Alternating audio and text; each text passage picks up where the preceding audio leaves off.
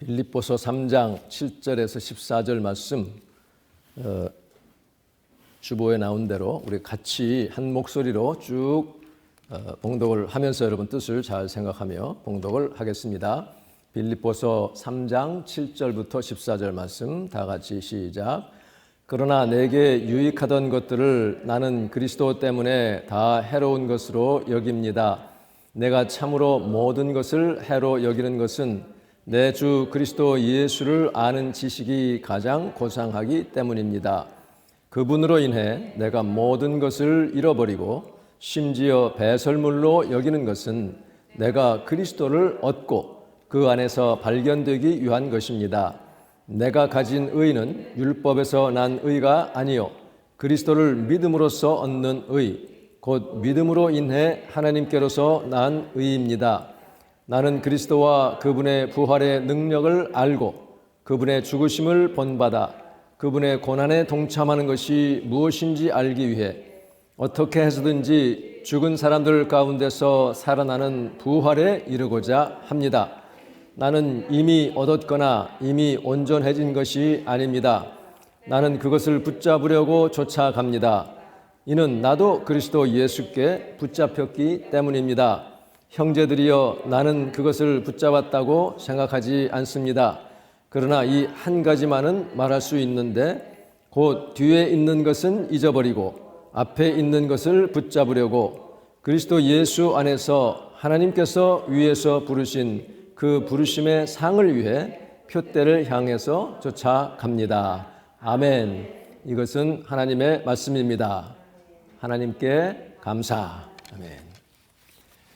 아까 우리 목사님께서 언급하신 것처럼 오늘 말씀의 제목은 잘 가거라 2020년입니다.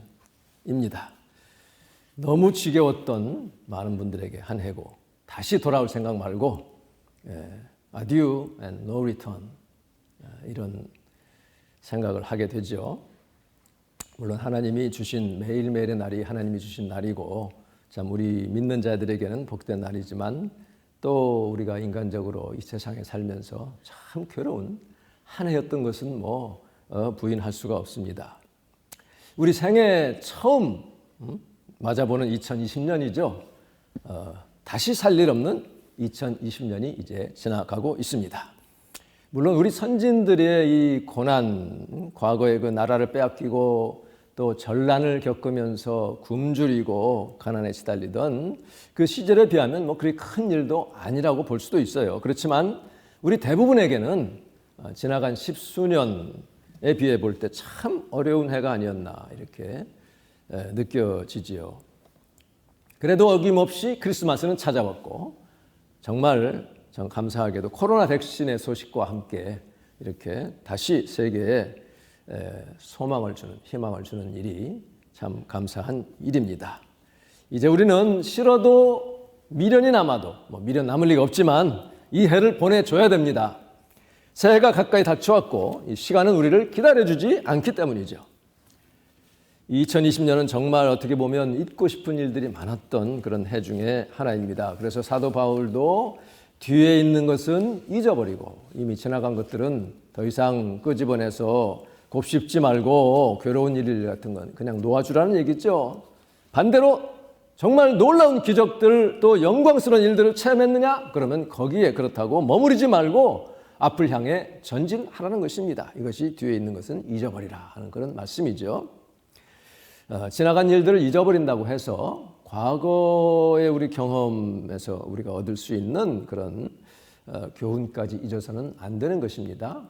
왜냐하면 만약 그게 아니라면 성경에서 과거 이스라엘 백성들이 우상 숭배함으로 멸망했던 그런 많은 괴로운 일들을 기록에 남겨둘 이유가 없겠죠. 역사의 교훈을 배우라는 것입니다. 그래서 이 괴로운 기억들을 털어내기 위해서라도 그리고 과거의 오류를 반복하지 않도록 역사의 교훈을 배우기 위해서라도 우리 지나간 한 해를 한번 되짚어볼 필요가 있습니다. 그래야 새롭게 전진을 할 수 있기 때문이죠. 지난 한 해를 돌이켜보면 참 이 팬데믹 그 자체도 참 고통스러웠지만 항상 일어난 어떤 재난, 예기치 못한 사고, 사건들이 일어나면 그것으로 그치지 않고 부정확한 정보들, 이 가짜, 거짓 뉴스들, 여러 가지 그런 그 이론들 이런 것들이 쏟아져 가지고 불신풍조가 막 이렇게 팽배해지고요. 그래서 혼란과 피해가 가중되는 그런 일들을 우리가 경험을 하게 됩니다. 그러니 그 패닉 때문에 또 해악까지 겹치는 그런 일들을 우리가 또 경험을 했습니다. 그런데 우리가 참 우리 크리스찬으로서 정말 다시 한번 우리가 짚고 넘어가고 주의를 기울여야 할 것들이 뭐냐면 일부 기독교인들이 거기에 이제 가세해서 혼란을 또 불신을 부추겨 온 그런 모습들을 우리가 보면서 한국도 그렇고 미국도 그렇고요. 이 같은 크리스찬으로서 책임감을 느끼지 않을 수가 없는 것입니다. 처음에 연초에 이제 코로나 바이러스가 이제 시작이 됐을 때에 많은 나라들이 이렇게 빠르고 적극적으로 대처를 못했죠. 그래서 많은 어려움을 겪었습니다. 우리가 아는 대로 우리가 사는 이 뉴욕이 전 세계의 핫스팟이 된 적이 있잖아요. 거기에 이제 미국에서는 또 일부 정말 선의로 그렇게 했겠지만 카리스마틱한 그런 어떤 그 대통령 주변의 그 예언 사역자들 이런 분들이 잘못된 예언과 조언을 함으로 말미암아 귀중한 2달간의 그 세월을 허송하게 하는데 일조를 가했습니다. 거기에다가 이제 대통령 선거에 대해서도 계속 잘못된 예언을 계속 쏟아내므로 말미암아 지금까지도 이 혼란과 난맥상이 마무리되지 않고 있어요. 왜 이런 일이 일어났을까? 왜 이렇게 집단으로 잘못된 그런 예언들을 하게 됐을까? 왜 하나님이 이것을 허용했을까? 하는 것을 가만히 생각하면서 말씀을 보고 하니까 아마 하나님이 이번 기회에 좀 정신을 좀 차리고 그 예언하는 분들 미혹하는 그런 거짓된 그런 것들이 더 이상 하지 말라고 집단으로 하나님이 이렇게 정리하려고 하신 게 아닌가 하는 생각도 듭니다. 이럴 때에 그분들이 이제 정말 정직하게 하나님 앞에 회개하고 내가 정말 잘못했습니다 하면 또 다시 하나님이 기회를 주실 거예요. 그런데 대부분의 경우는 그렇게 안 해요. 그 캘리포니아 베델 그 교회 제가 몇 년 전에 가본 적이 있어요. 거기 이제 무슨 힐링 컨퍼런스 한다고 해가지고 빌 존슨 목사님이 그때는 하고 있었는데 지금은 이제 은퇴를 하신 것 같고요. 그 볼라튼이라는 그분이 이제 전임 그 예언 사역을 하시는 그런 분인데 그분은 대통령 선거가 딱 잘못 예언이 틀리니까 바로 사과를 했어요. 자기가 정말 잘못했다고 장문의 사과 그 내용을 인터넷에 실었는데 그만 얼마 안 있다가 다시 그걸 철회했습니다. 아직도 지켜봐야 된다. 참 왜 이런 분들이 잘 내려오려 하지 않을까? 왜 계속 어떤 분은 뭐 15일간 막 금식하며 기도해라 판이 뒤집히게 막 그렇게 강하게 주장하는 그분도 사실은 제가 95년 6년에 캘리포니아에 있을 때 가본 적이 있습니다. 가서 그분 강연도 들었는데 그때는 참 젊고 아주 참신하고 그분 책도 제가 읽은 적이 있어요. 그런데 지금 가면 갈수록 점점 고집만 남은 어떤 그런 그럼피 올드맨처럼 이렇게 보이는 그런 모습을 하고 있어요. 왜 이런 분들이 내려오지 않고 계속 주장을 할까? 그것은 자기들은 잘 깨닫지 못할지 몰라도 이미 가지고 있는 어떤 기득권, vested interest라고 하죠. 영향력, 자기들이 지금 누리고 있는 영향력, 거기에다가 재산 이런 것들을 쉽게 포기하려 하지 않는 그런 것 때문에 그런 것 같아요. 그 대통령 선거와 관련해서 폴라 화이트라고 이 트럼프 가까이서 이렇게 조언하고 하는 그 여자 그 예언 사역자 그분의 한번 그 비디오를 보니까 나중에 그걸 자기는 내렸는데 누군가 캡처해가지고 그것을 지금도 올리고 있는데요.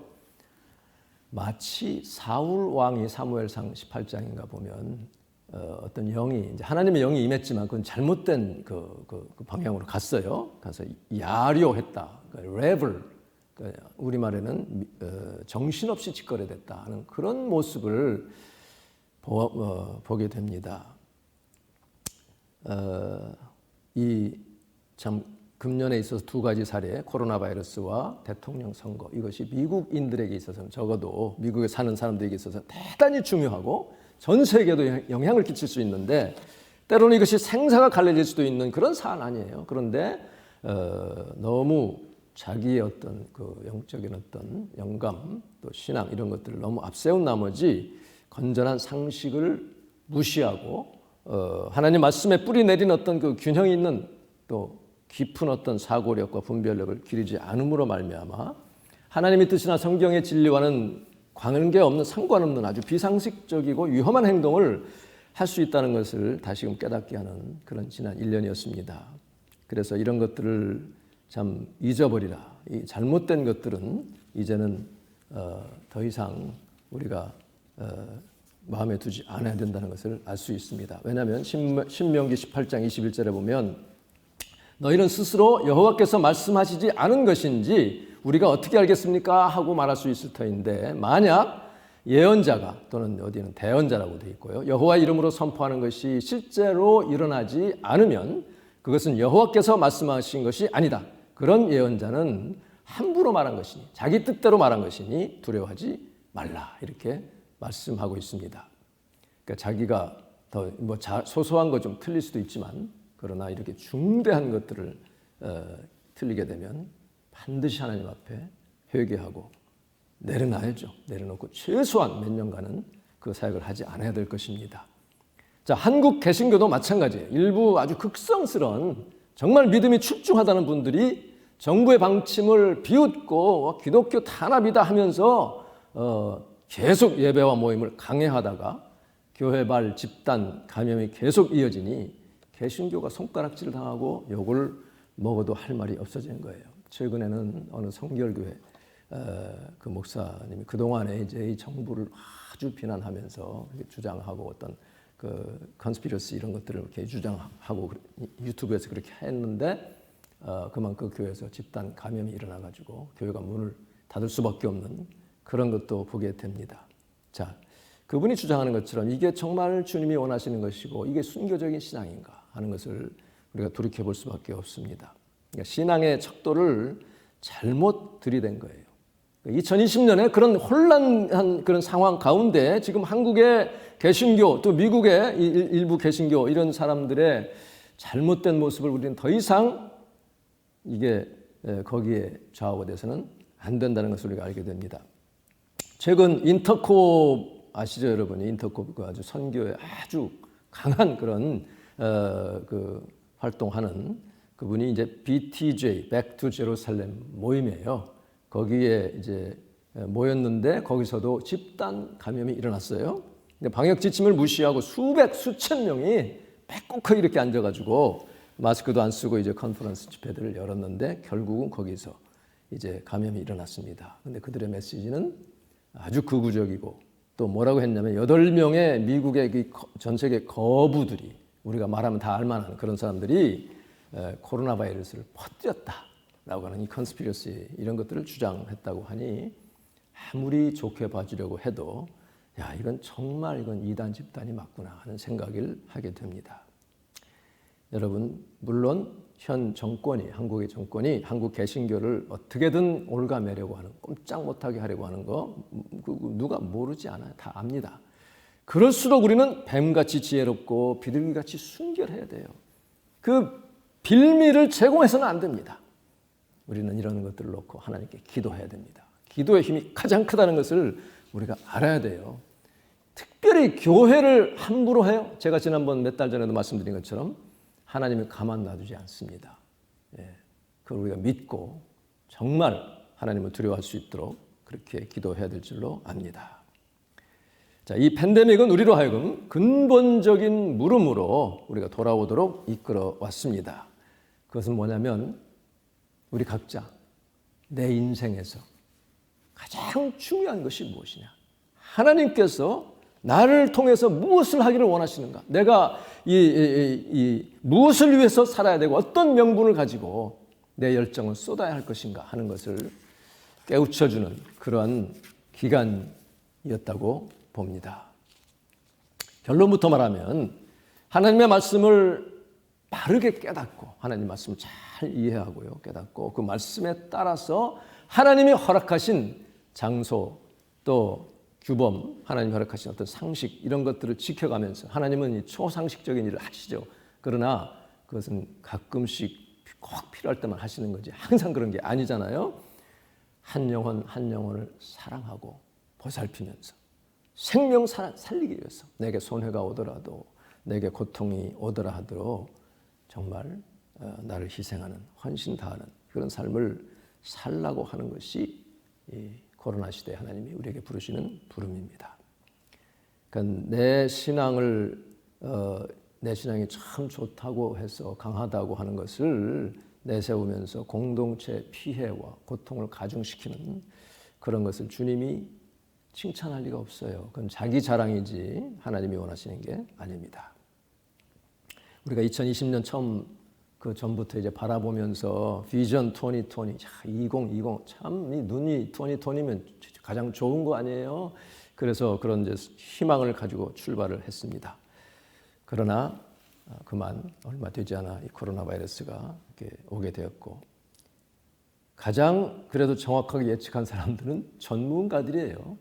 그 의료 전문가들입니다. 거의 정확하게 예측을 하고 또 그것이 맞아 들어가고 있습니다. 지금 우리에게 필요한 것은 앞으로 우리 앞날이 어떻게 될 것인가 하는데 관심과 에너지를 집중할 것이 아니라 어떤 상황이 닥치더라도 내 있는 자리에서 하나님이 원하시는 것이 무엇인가? 나는 무엇을 할 것인가? 그 시점과 그 자리에서 어떻게 분별하고 그리스도인으로서의 우리가 열심히 일하고 노력해서 어떤 위치에 오르고 어떤 과정을 이렇게 마치고 어떤 성취를 하는 것 참 중요해요. 그거 제가 소홀히 해도 좋다는 뜻은 결코 아닙니다. 그러나 그것이 앞서고 그러느라고 정말 주님께서 원하시는 정작 중요한 것들을 자꾸 제쳐두고 앞만 보고 달린다면 놓치는 것이 너무 많아지는 거죠. 그래서 이 목표 지향적인 사람들이 빠지기 쉬운 함정이 바로 거기에 있죠. 그 목표를 향해 달리느라고 주변을 돌아보지 않고 이렇게 왜 내가 성공하려 하는지 좀 멈추어서 자신을 돌아보는 자기 성찰하지 않게 되면 하나님의 음성을 놓치기 쉽다 하는 것이죠. 그러니까 내가 하나님 일을 한다고 하면서 내가 딱 정해놓은 어떤 목표, 예를 들어서 교회를 어떤 수준까지 내가 올려야 되겠다라든지 내가 돈을 얼마만큼 벌어놔야지 내가 그야말로 rich and famous 거기에 내가 도달하기 위해서 자꾸 거기에 집중하게 되면 나중에 추수할 날에 주님이 계산하시는 날에 내놓을 게 없는 거예요. 거둘 것이 없게 되는 것입니다. 여러분 사도 바울도 사실은 젊을 때 그렇게 막 목표를 향해서 아주 일로 매진하고 달려온 것 같아요. 그런 실력이 출중했습니다. 그 당시 이 최고 학자라고 하는 가말리엘 문하에서 수학을 했습니다. 율법을 거기서 제대로 배운 실력파요, 강경파입니다. 그러니까 자기 성품에 딱 맞는 그런 이력을 쌓았습니다. 그가 자신을 1세기 페이스북에 소개한 프로필을 보니까 빌립보서 3장 5절 6절에서 자그마치 7가지나 자기 자랑 같은 내용을 펼치고 있어요. 그것은 그렇게 자기 자랑처럼 내놓은 것은 그 다음에 우리가 읽은 이 말씀을 그 메시지 극적인 효과를 더하기 위해서 일부러 팔품 같은 짓을 한 겁니다. 자기 난지 8일 만에 할례를 받았다. 이거는 정식으로 나 태생은 유대인이다. 누구 못지않게 아무도 부정할 수 없는 모세율법 정통 유대인이라는 것을 시작부터 강조합니다. 이스라엘 족속이라고 하는 것은 내가 순수한 혈통이라는 게 타인종과 섞이지 않았다는 것입니다. 그러니까 출신 성분상 나는 다른 많은 사람과 차별화된다. 베냐민 지파다. 베냐민 지파는 아시다시피 야곱이 가장 사랑했던 그 라헬의 둘째 아들의 요셉의 동생 아닙니까? 그에게서 첫 번째 왕이 나왔죠. 아주 그 유능한 그 훌륭한 전사들도 나왔죠. 그리고 남왕국 북왕국으로 갈릴 때에 베냐민 지파가 유일하게 유다 지파와 함께 해서 남왕국을 유지를 했습니다. 그리고 중요한 것은 나중에 포로기에 유대 민족을 멸절시키려고 하던 하만의 괴계를 이기고 불임절을 가져오게 했던 그 에스더 왕비, 그의 사촌오빠 모르드게가 바로 베냐민 족속입니다. 그러니 정말 자랑할 만한 것입니다. 포로 귀환 후에는 유다 지파와 합해서 베냐민 지파가 이 회복 운동의 중심에 섰었습니다. 강한 프라이드를 내세웁니다. 그렇게 보입니다. 그리고 자기는 유대인, 헬라파 유대인과는 달리 디아스포라, 많은 디아스포라 그 유대인들이요, 해외에 퍼져 있는 사람들이 헬레니즘 문화권에 이렇게 흡수가 되어 있는데, 그래서 아람어밖에는 못했어요. 근데 바울은 자기 부모로부터 또 그 학자로부터 히브리 원어 훈련을 받았습니다. 그래서 아주 박식했기 때문에 당시 사회에서 그 이너서클에서 바울은 이 대우를 받고 리더 역할을 했어요.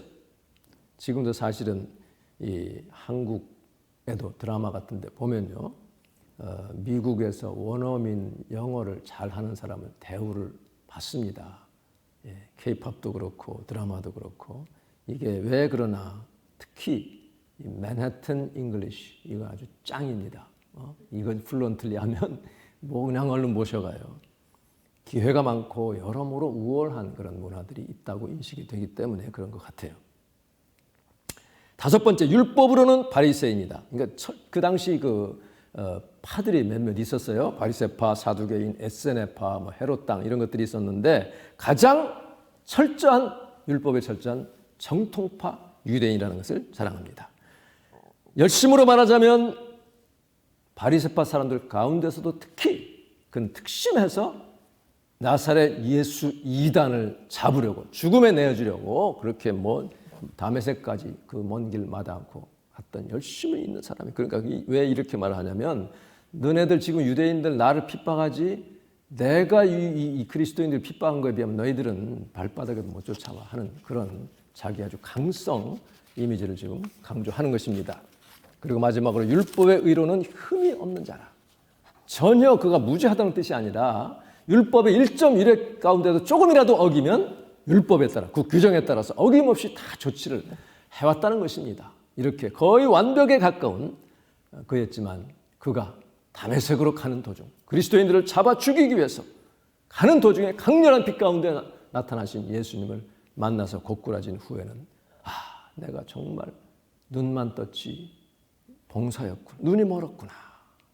그 빛으로 인해서 자기 육의 눈이 멀므로 말미암아 자기 영의 눈이 멀은 것을 깨닫게 되잖아요. 그래서 그렇게 한 다음에 이제 오늘 읽은 본문 말씀처럼, 이렇게 내가 자랑할 것이 많지만 이 모든 것을 나는 유익한 것으로 여기지 않고 해로 여겼다. 이 해라고 하는 것은 러스의 손실로 여겼다고 말합니다.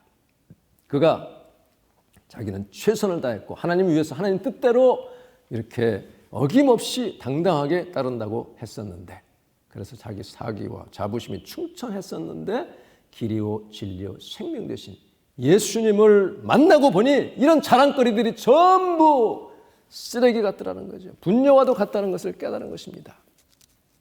왜 그렇습니까?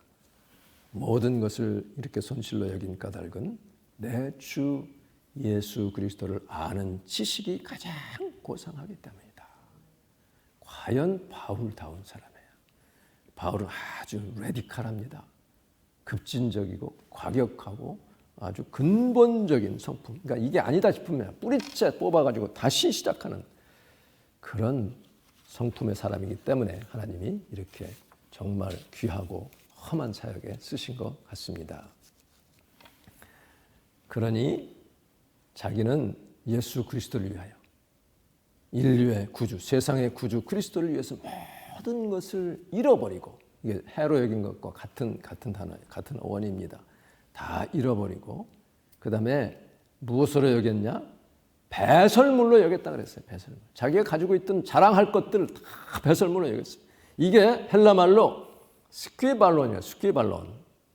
스퀴발론은 refuse, 그러니까 먹다 버리는 음식 쓰레기, 또 drag, 찌꺼기, 떡덩이, 덩, 미화해서 표현할 것 없이 여기서 배설물이라고 어려운 한자말을 썼지만 한말로 똥이에요, 똥. 자기가 그렇게 자랑하던 모든 것들을 똥처럼 여겼다는 것입니다. 이 아주 과격한 그런 바울이죠. 왜 그렇게 했냐면 그런 그리스도를 얻어야 되겠기 때문에.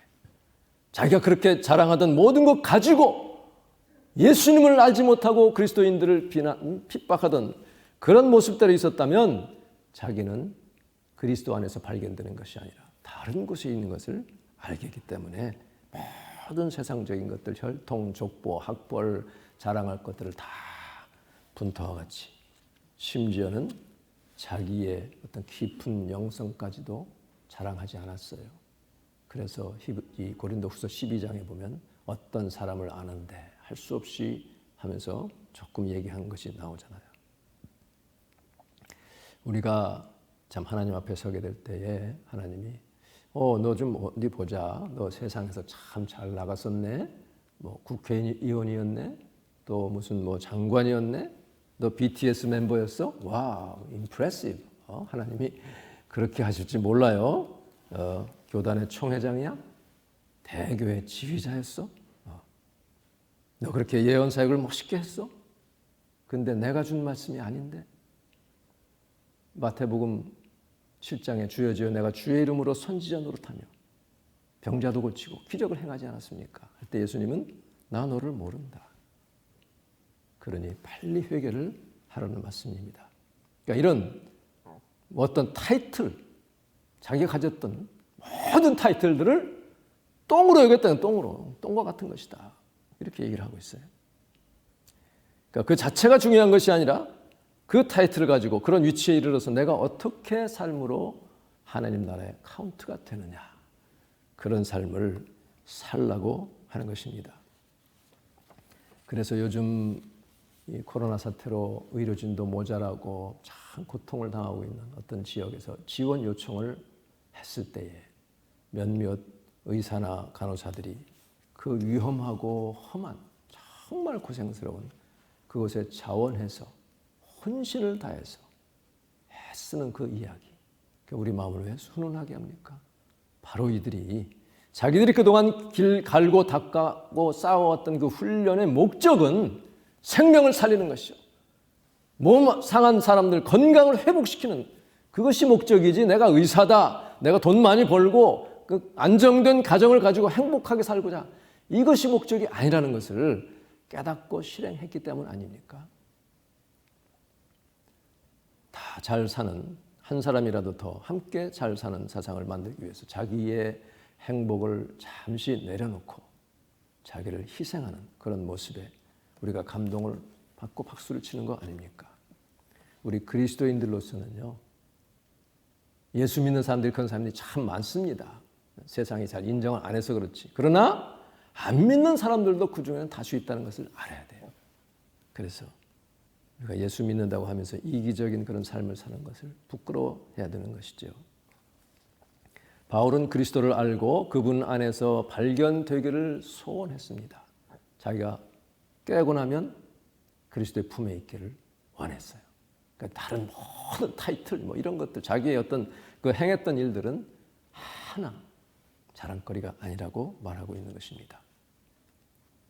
그분은 예수님이 자기 위해서 생명을 바치셨으니 나도 주님 위해서 생명을 내놓는 것이 마땅하다는 그 믿음을 지키고 있었습니다.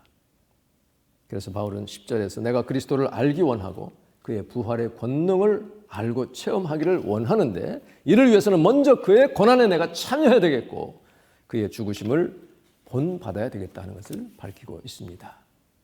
그래서 뒤에 있는 것은 잊어버리고 이제 표대를 향해서 주님이 부르신 그 부름의 상을 향하여 앞으로 달려간다고 말씀하고 있습니다. 하나님은 우리 각자를 어디에 부르셨는지 아는 것이 참 중요하죠. 나를 부르신 그 부름의 자리, 부르신 그 일. 그래서 이거를 콜링, 소명이라고 하고 또 그 섬김을 미니스트리라고 합니다. 그 부르심을 따라가는 우리 삶이 꼭 되어야 될 줄로 믿습니다. 내 원하는 대로가 아니라 참 그 부르심을 따르려면 때로는 괴롭습니다. 정말 피곤하고 돈도 들고 시간도 들 때가 있어요. 때로 외롭습니다. 아무도 안 알아주는 것 같고 때로는 오해도 하고 비방도 합니다. 그러나 그것을 이길 수 있는 유일한 것은 하나님이 나를 부르셨다는 확신, 이것이 정말 하나님이 기뻐하시는 일이라고 하는 그런 확신입니다. 그런 부르심이 내게 흐려지면 정말 이 연말, 이 연초를 맞으면서 금식이라도 하면서 다시 기도해야 될 줄로 믿습니다. 영원한 생명, 영원한 상이 걸려있는 문제이기 때문입니다. 부름의 상을 향하여 다름질하는 우리가 되기를 간절히 바랍니다. 주님이 나에게 주신 달란트, 그 달란트를 가지고 나를 불러서 콜링, 섬기라고 미니스트리 주신 그 어떤 부르심의 자리, 그 어떤 섬김, 이것을 잘 지키는 자 하나님이 상을 주시기로 약속했습니다. 이제 이해 얼마 남지 않았어요. 저 가까운 곳에 2021년에 이제 먼동이 타오르려고 준비하고 있습니다. 나에게 앞으로 어떤 모습의 그런 삶이 전개될지, 어떻게 하나님이 이 세상을 이끌어 가실지 우리는 모르지만, 그러나 매일매일의 삶 가운데 주님이 함께 하시는 그 은혜 안에 감사하며 주님의 부르심을 따라 전진하는 저와 여러분 되시기를 간절히 원합니다. 이 시간 우리 기도할 때 주님, 내 삶에 주님을 더 알기 원합니다. 내 삶을 마친 후에 주님 안에서 발견되기를 원합니다. 그리스도의 고난의 의미를 알고 그 죽으심을 본받게 하여 주옵소서. 그리하여 부활의 권능에 참여하는 저희가 되게 하여 주시옵소서. 기도할 수 있기를 바랍니다. 묵은 해를 보내고 새해를 맞이하며 주님이 부르신 그 부름의 자리에서 부름의 상을 향하여 표대를 향하여 다름질하는 힘차게 전진하는 우리가 되기를 간절히 바랍니다. 우리 다 같이 이 말씀을 생각하며 하나님께 주여 한번 크게 외치시고 통성으로 기도하겠습니다. 주여! 하나님 아버지, 은혜를 감사합니다. 주님, 정말 힘들고 괴로웠던 2020년이지만 그 가운데서도 우리를 지키시고 은혜 베풀어 주신 좋으신 주님을 찬양합니다. 아버지, 정말 사도 바울이 그가 간절히 소원했던 것처럼 주님을 더 알게 하여 주시옵소서. 우리 주님을 더 체험할 수 있기를 원합니다. 주여, 내가 생애를 마친 후에 주님 품 안에 안기기를 간절히 원합니다. 주여, 그를 위해서 예수 그리스도의 고난의 의미를 깨닫게 하여 주시옵소서. 그리스도의 죽으심에 동참하는 저희가 되게 하여 주시옵소서. 그래 부활의 권능에 참여하는 자가 되기를 간절히 원합니다. 하나님께서 나를 부르신 그 부름의 자리, 그 부름의 사역을 향하여서 주여, 내가 손해가 오더라도 괴롭더라도 오해가 있더라도 끝까지 믿음으로 나아가는 저희가 되게 하여 주시옵소서. 부름의 상을 향하여 표대를 향하여 다름질하는 저희 그럼 될 수 있도록 주님 역사하여 주시옵소서. 할렐루야. 하나님 감사합니다. 거룩하신 아버지, 은혜를 감사합니다. 지난 한 해를 생각할 때 주여, 얼마나 하나님께 감사한지. 주님, 이 많은 고통과 괴로움 가운데서도 우리를 눈동자같이 지켜주신 아버지, 그러나 이 세상에는 주님을 알지도 못한 채 괴로움 가운데 고통 중에 죽어가며 아버지 방황하며 괴로워하는 일들이 너무나 많습니다. 주여, 그들의 영혼을 주님 불쌍히 여기는 마음을 저희들에게 허락하여 주시옵소서. 저희들의 삶을 통하여, 우리의 입의 말을 통하여 살아계신 하나님, 그 하나님 나라의 소망 전할 수 있는 저희가 되게 하여 주시옵소서. 우리 각자의 자리에 주님께서 우리를 부르셨고 주님이 주신 그 사역 충성을 다하여 감당하기를 간절히 원합니다. 아버지, 내 뜻이나 내 생각이 아니라 하나님의 뜻대로 하나님의 부르심 따라 순종하여 하나님께서 영원한 상을 예비하시는 복된 우리의 삶이 될 수 있도록 축복하여 주시옵소서. 예수님의 이름으로 기도하옵나이다. 아멘.